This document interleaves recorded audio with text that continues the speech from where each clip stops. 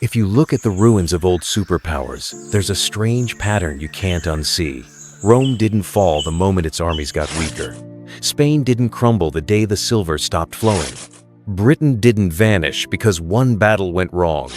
On paper, each of these empires was still terrifyingly powerful when the real damage began. Their banners still flew, their coins still circulated, their leaders still gave confident speeches. So what actually broke them? Not just enemy armies, not just rebellions, but something more basic and more embarrassing. They quietly lost control of how their money worked. And once that went, everything built on top of it. Armies, roads, colonies, prestige, all started to shake. Let's walk through the story, starting with a classic example. Rome. For centuries, Rome looked invincible. It ruled a vast territory from Britain to Egypt. Its roads stitched together 3 continents. Its legions were the best professional army on earth. And under all that stood a small disk of silver, the denarius. The denarius wasn't just a coin, it was a promise. Introduced in the 3rd century BC, it contained a stable amount of silver. A Roman trader in Gaul and a tax collector in Judea both knew what it was worth. That consistency allowed Rome to pay soldiers, fund roads, and manage an empire of tens of millions of people. But expansion, they say, is addictive. Every new province meant more borders to guard, more officials to pay, and more veterans to pension off. Over time, the costs of maintaining eternal Rome outgrew the taxes that could realistically be collected. Instead of shrinking its ambitions, the state tried a shortcut. It thinned out the silver. Under emperors like Nero, the silver content of the denarius was reduced. The metal that used to make 10 genuine coins could now be stretched into 11. On the surface, nothing had changed. The coins still had the emperor's face. They still said denarius. But beneath that surface, the metal was worse. Later rulers pushed this even further. By the 3rd century, the denarius had gone from nearly pure silver to mostly cheap alloy with just a trace of precious metal. If you lined up a coin from the early empire and one from the crisis years, they looked related. But in value, they weren't. Now imagine your life in that system. You're a farmer bringing grain to market.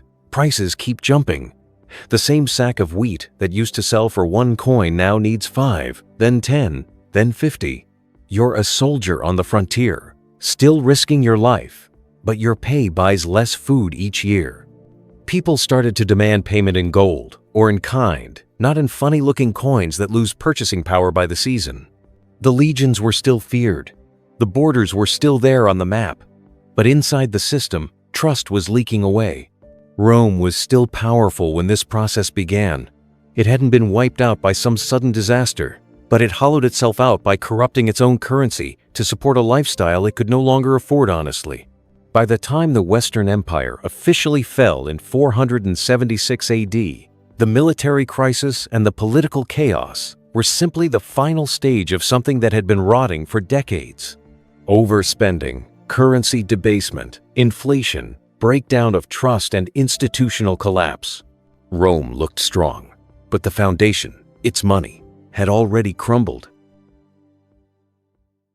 The next one on the list is Spain. In the 1500s, Spain was entering its golden age. It had seized vast territories in the Americas, and conquistadors like Cortés and Pizarro have toppled wealthy indigenous empires. Spanish ships sailed back across the Atlantic loaded with treasure. In Potosí, in present-day Bolivia, the Spanish discover Cerro Rico, a mountain overloaded with silver ore. For decades, that single site will produce a huge share of the world's silver. It feels like a cheat code. Endless riches pulled straight out of the ground. Spain minted this flood of metal into coins. The Spanish dollar became the world's favorite currency, with its trades heavy in Europe, Asia, and the Americas. On paper, Spain was unimaginably rich.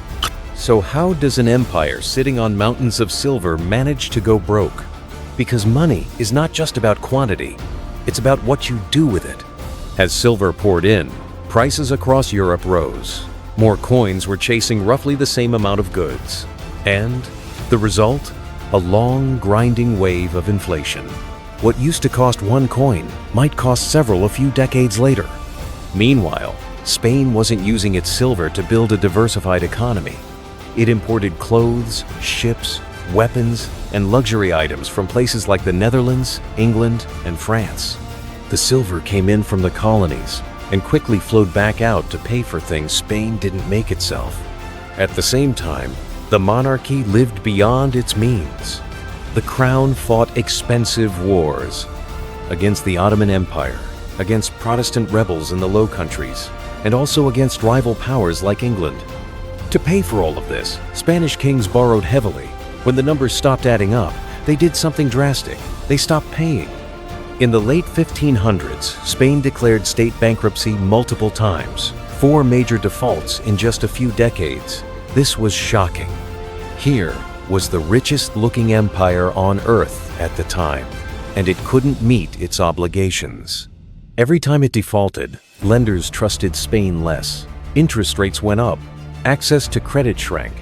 To cope, the government tampered with its own money again, reissuing coins with less silver, mixing in copper, and pretending it had the same value. It didn't, and people knew. By the 1600s, Spain was still officially an empire, still owning huge territories, but militarily and economically, the momentum had shifted. It had burned through its advantage with bad decisions, treating mined silver as permanent wealth, not as fuel to build a productive system. Also piling up debts it couldn't service, and damaging its currency's credibility through manipulation. Once again, the collapse didn't start when flags were lowered or territories lost.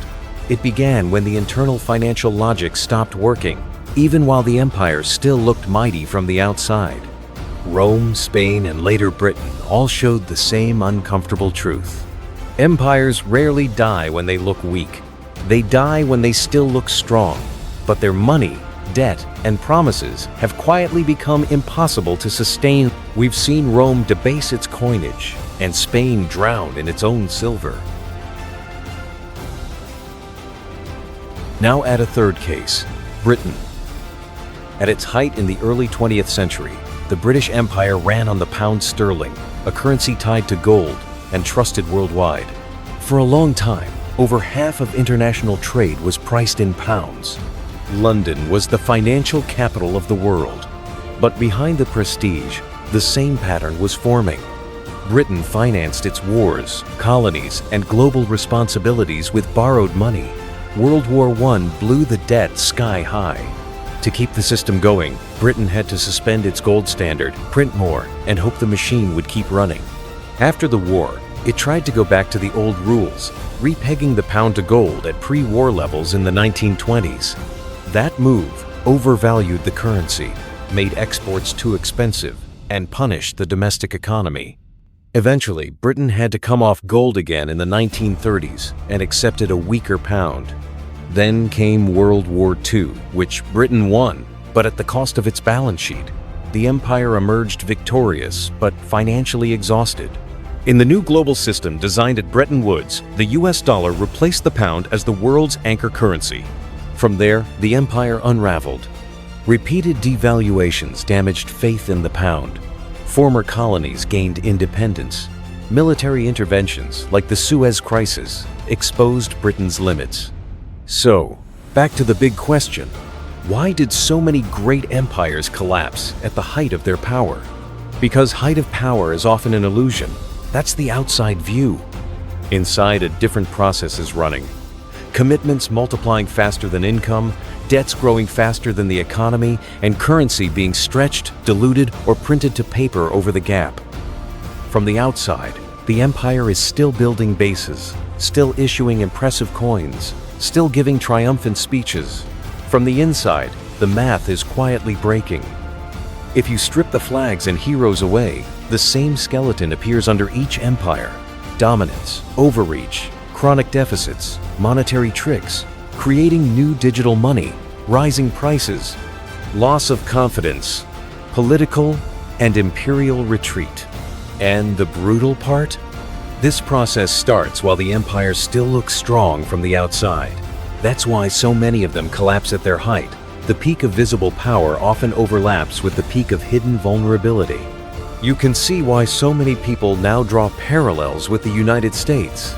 The dollar as the world reserve currency, huge global military commitments, national debt in the tens of trillions and periods of heavy money creation to solve crises. Whether you agree with every doomsday prediction or not, the structure of the argument is familiar. It's the same framework Rome, Spain, and Britain all walked through.